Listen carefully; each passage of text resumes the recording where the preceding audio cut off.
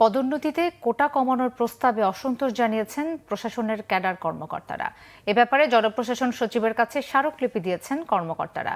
এ সময় মন্ত্রণালয়ের সিনিয়র সচিব মোখলেসুর রহমান জানান, সরকারকে স্থিতিশীল রেখে জনপ্রশাসনের কাজ চলমান রাখা হবে।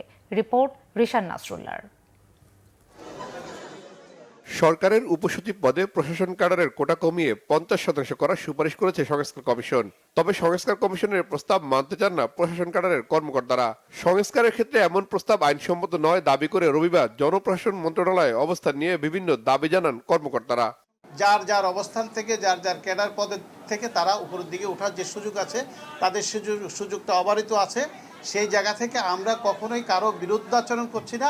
আমরা একটা রাষ্ট্রকে, জনপ্রশাসনকে কোনোভাবে যাতে অস্থিতিশীল না করা হয়, সেই জন্য আমাদের কর্মকর্তারা এখানে এসেছেন বিনীতভাবে অনুরোধ জানানোর জন্য। অসন্তোষ জানানো কর্মকর্তাদের সাথে আলোচনা করে জনপ্রশাসন সচিব জানান, চূড়ান্ত সিদ্ধান্তের আগে সংস্কার কমিশনের সাথে মত বিনিময় হবে। আমরা এই কমিশনে একটা চূড়ান্ত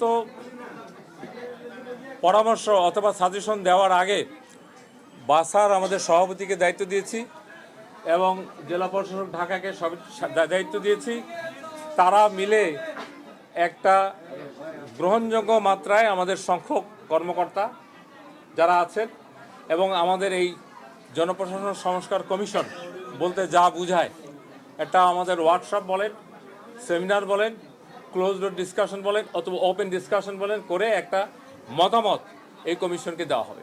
এই জায়গায় এই কোনো অ্যানামেলি যদি থাকে, যেমন কোর্টের কিছু জাজমেন্ট আছে, সেগুলোর জন্য ভায়োলেশন না হয় এবং আমরা যাতে সবাইকে মিলে সকলের পক্ষে সবাই যাতে বেনিফিটেড হয়। সবাইকে 100% করা যাবে না, কিন্তু দূরত্ব কমিয়ে এনে যেই কথাগুলো বলা হচ্ছে, অথবা এগুলো তো এখনো শেপই নেয় নাই, শেপ নেবে, সেই শেপ নেওয়ার আগে আমরা ওনাদের সাথে ক্লোজ ডোর বসে আমরা আলোচনা করব। এই সরকারকে কতটুকু স্থিতিশীল রেখে জনস্বার্থে জনগণকে নিয়ে আগানো যায়, এটাই আমার লক্ষ্য। সরকারি চাকরির বিধিমালা অনুযায়ী সচিবালয়ে কর্মকর্তারা এমন শোডাউন করতে পারেন কিনা এমন প্রশ্নের জবাবে সচিব বলেন, দল বেঁধে আলোচনার জন্য এসেছেন প্রশাসন ক্যাডারের সদস্যরা। বাসা তো এটা হলো একটা association of the civil administration. তারা আজকে আমার এখানে এসেছে যে আপনারা উপস্থিতি কথা বলতেছি, তারা হয়তো দল বেঁধে এসেছে। আমার মনে হয় এগুলো আমরা পজিটিভলি কিভাবে আগানো যায় সেটারই একটা স্টেপ। এটা কোনো প্রসেশন না, এটা কোনো এজিটেশন না, এটা কোনো এরকম কোনো হুলস্থুল অবস্থা তৈরি করা হয়নি। সুতরাং এখানে আমি বলবো যে এটা একটি খুবই শোভনীয় প্রক্রিয়া। আমরা স্যারের মুখ থেকে কিছু কথা শোনার জন্য আসছি। বর্তমান বিধিমালা অনুযায়ী উপসচিব পদে প্রশাসন ক্যাডারের 75% এবং অন্য সব ক্যাডারের 25% কর্মকর্তার পদোন্নতি দেওয়া হয়। রিশান নাসরুল্লাহ, বাংলাভিশন, ঢাকা।